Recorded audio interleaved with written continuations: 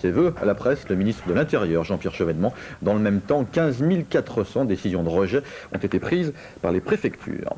Des statistiques du ministère de l'Intérieur portant sur le premier semestre 97 font état d'une forte augmentation de la violence urbaine en France. Au total, elle a été multipliée, en ce qui concerne les interpellations, par 4 depuis 1993. Aujourd'hui, le président de la République reçoit 12 maires de villes dites sensibles touchées par ce phénomène. Marc Danin. Que les citoyens respectent leurs devoirs, que les pouvoirs publics restaurent l'ordre et la sécurité qui est la première des libertés. Conscient que l'insécurité constitue avec le chômage une préoccupation majeure des Français, Jacques Chirac reçoit cet après-midi des maires de villes dites sensibles.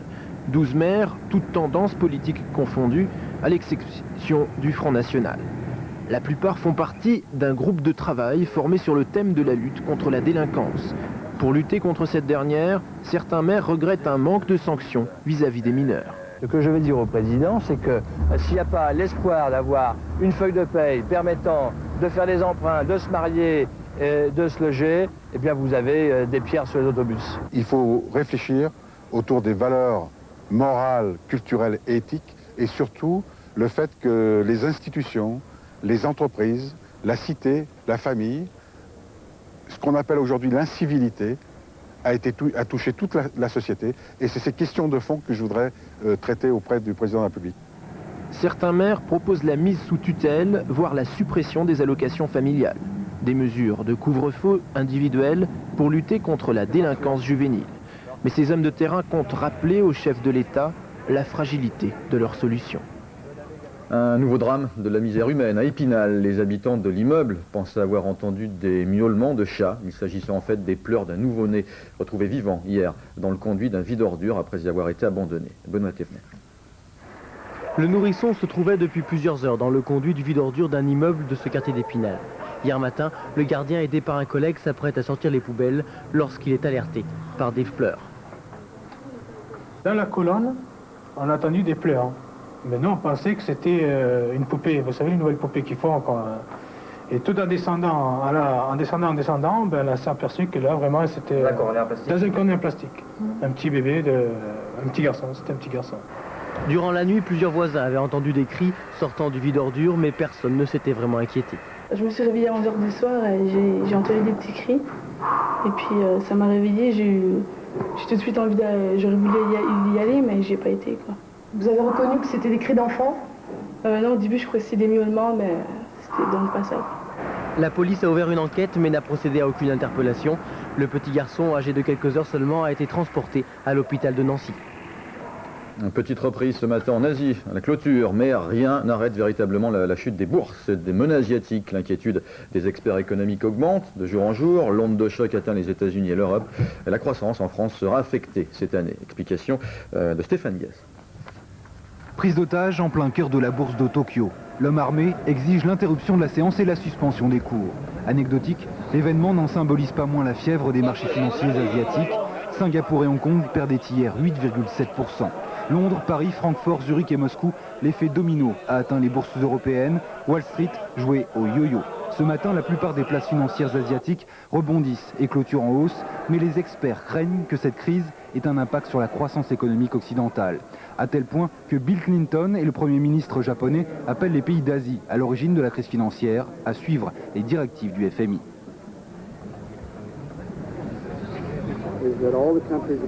Tous les pays concernés doivent s'assurer de choisir la meilleure politique pour avoir des institutions financières solides, des méthodes adaptées, tous ces éléments qui inspirent la confiance aux investisseurs.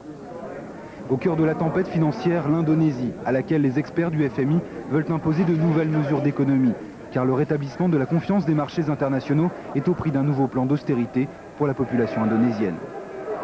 À l'étranger, toujours, sachez qu'un violent séisme a frappé cette nuit les îles Fidji. À l'heure actuelle, nous n'avons pas plus d'informations sur d'éventuels dégâts ou victimes.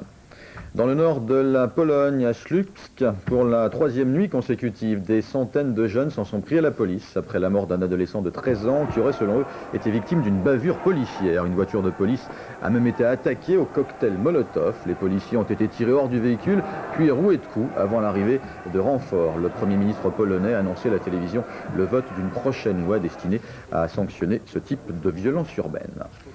En Algérie, au lendemain d'un nouveau massacre qui a fait, je vous le rappelle, 103 victimes, une trentaine de kilomètres au sud d'Alger, le département d'État américain accuse ce matin le GIA, le groupe islamique armé, de ce génocide. Le point avec Benoît Mousset. Après les terribles massacres de l'Ouest, la Turis s'est déplacée aux portes d'Alger à moins de 30 km de la capitale. Sidi Ahmed est le dernier village martyr. Cette fois encore, le massacre dépasse l'entendement. Une fois de plus, des familles entières ont été abattues avec une extrême bestialité. La riposte des villageois insuffisante pour repousser les groupes terroristes qui ont progressé dans les hameaux en semant la désolation sur leur passage et en laissant derrière eux 103 morts.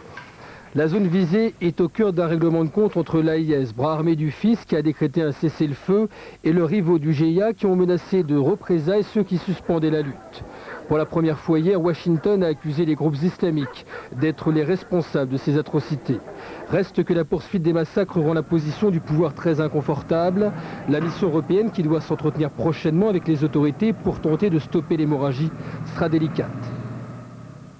Les Algériens se sont, et c'est leur faute, complètement isolés à l'heure actuelle. Ils sont isolés de tout le monde.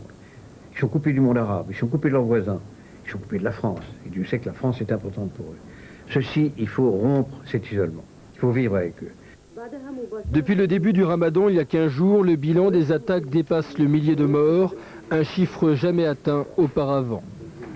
Au Québec, même si la situation s'améliore lentement, le centre-ville de Montréal a encore aujourd'hui des allures de ville fantôme. La majorité des rues sont totalement interdites à la circulation à cause du verglas. Commerces et bureaux sont fermés, comme l'avait demandé le Premier ministre québécois, et des véhicules de l'armée sillonnent les rues, conseillant aux habitants de ne pas sortir de chez eux. L'électricité revient toutefois petit à petit dans les foyers. La plupart des écoles et universités, Philippe Gassot, notre correspondant nous le disait tout à l'heure, devraient rouvrir leurs portes dès demain. Selon une enquête de la chaîne britannique Channel 4 qui se base sur les révélations d'un expert anglais des accidents de la circulation, la Mercedes à bord de laquelle la princesse Diana a trouvé la mort à Paris ne roulait qu'à 96 km/h et non à 180 comme l'avaient annoncé auparavant les enquêteurs français. Pour cet expert, si la voiture avait percuté le pilier à 180 km/h, l'habitacle de la voiture de la Mercedes aurait été complètement détruit. Si je vous dis que le Brésilien Ronaldo a été élu par la Fédération internationale de football meilleur joueur du monde, vous ne serez pas vraiment surpris. Le joueur de l'Inter de Milan a reçu le Ballon d'Or des mains de Pelé. Pelé qui lui avait été champion du monde à 18 ans. A noter que le premier Français, Zinedine Zidane de la Juventus de Turin, arrive en 3e position. Puis toujours en football, sachez que Ludovic Julie, le petit Lyonnais, signé à l'Aix Monaco. Hier soir, il gagnera 500 000 francs par mois. De quoi laisser rêveur, William. Oh ben, Ronaldo, là, il gagne beaucoup plus. C'est 100 000 par jour. Ah ben voilà. Eh ben, alors, donc, vous voyez, il a encore rendu compte. Mais il n'a pas exactement le même âge ni le même talent. Merci beaucoup. À plus tard. Nous allons parler de votre santé dans quelques instants et plus particulièrement des personnels de santé. Profession médicale, paramédicale, qui font une allergie au latex, qui se servent très souvent de gants. Et nous verrons cela avec Brigitte Fanny-Cohen, que vous voyez là. Et tout de suite après, avec Tati Françoise, autrement dit Françoise Gédakis, nous parlerons de la noblesse des vaincus. Qui sont-ils, ces vaincus-là? Elle répondra. À tout à l'heure.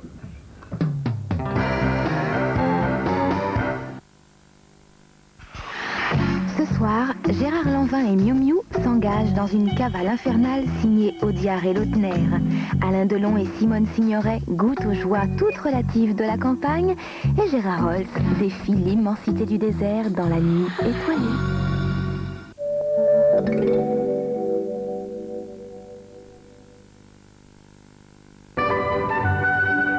Douleur articulaire, foulure.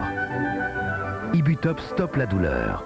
Ibutop pénètre rapidement et profondément au cœur de la douleur et la douleur disparaît en quelques minutes. Tu as Ibutop? Et hop! Ibutop et la douleur stop. Ibutop est un médicament réservé à l'adulte. Demandez conseil à votre pharmacien. Maman, il y a des bêtes! Il va falloir vraiment trouver une solution.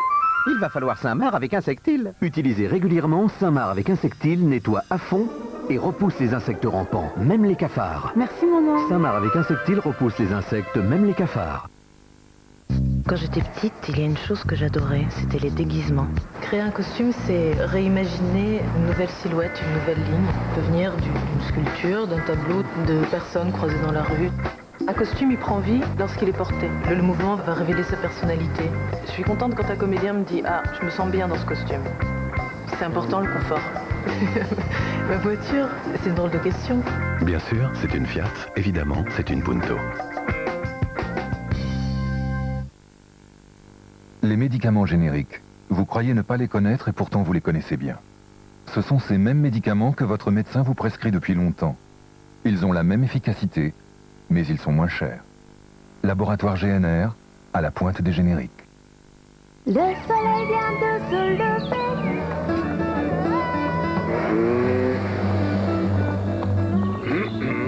Bonjour grand-père. Bonjour et bonne nuit François.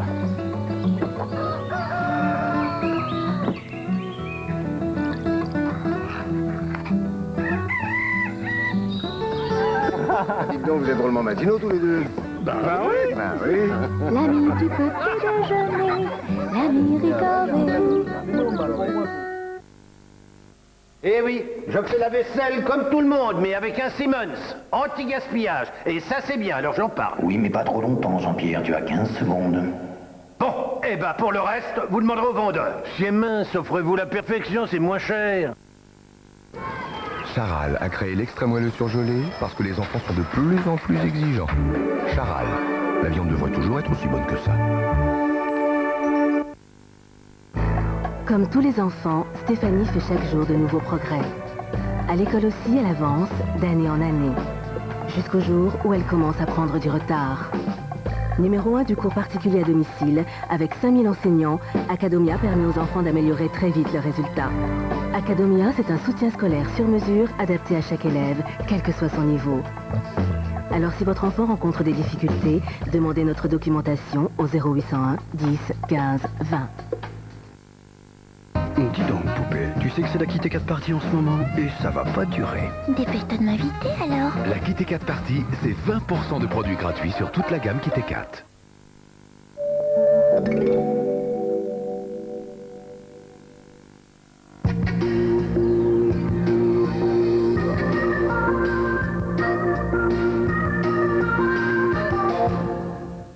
Alors, l'allergie au latex, je disais que ça concernait principalement les professions médicales et paramédicales, effectivement. Le sujet avait été abordé il y a quelques temps de cela, puis ça revient régulièrement parce que les affections se sont multipliées en, je sais pas, en une dizaine d'années. Alors. Complètement. C'était le constat d'ailleurs il y a quelques jours des journées parisiennes d'allergie. Oui. Les médecins sont très inquiets parce qu'effectivement, entre 1989 et 1995, le nombre d'allergies au latex a été multiplié par 12. Alors évidemment, ça concerne surtout les professionnels de santé qui portent des gants en latex. Mais on en portait beaucoup moins autrefois, il faut le dire aussi. On en portait moins autrefois. Alors pourquoi c'est multiplié par 12? Parce que à partir de 1989, eh bien, on connaît mieux les risques de transmission liés au sida, aux hépatites. Et effectivement, on porte beaucoup plus de gants. Les chirurgiens dentistes portent des gants, les médecins, les infirmières, les chirurgiens, enfin toutes les professions de santé portent des gants en latex. Alors on va parler plus spécialement, enfin la population en général peut être allergique au latex, mais on va parler spécialement des professionnels de santé parce que ça pose vraiment un problème énorme.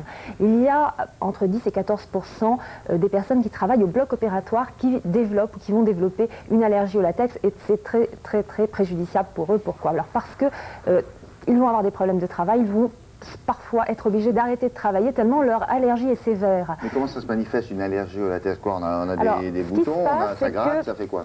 Dans la plupart des cas, au bloc opératoire, on porte ce style de gants. Oui. Ce style de gants. Et à l'intérieur, il y a une poudre, une poudre, voilà, on appelle ça d'ailleurs des gants poudrés ou des gants talqués, et cette poudre va véhiculer des protéines de latex qui sont particulièrement allergisantes. C'est-à-dire que le risque d'allergie provient non pas d'ici du gant, mais à l'intérieur de cette poudre, et ces particules, ces protéines sont dans l'air, par exemple au bloc opératoire, et même si on sait qu'un chirurgien est allergique et on lui fait porter ces gants-là qui sont hypoallergéniques, qui sont en latex synthétique, il va respirer quand même la poussière ambiante contenant les protéines allergisantes et il risque de faire donc une allergie. Alors ça peut être soit de l'urticaire au départ, mais ça peut être aussi quelque chose de beaucoup plus important. Comme on va le voir avec ce médecin, nous allons découvrir et qui a été malheureusement obligée d'arrêter de travailler alors qu'elle était spécialisée en transplantation cardiaque.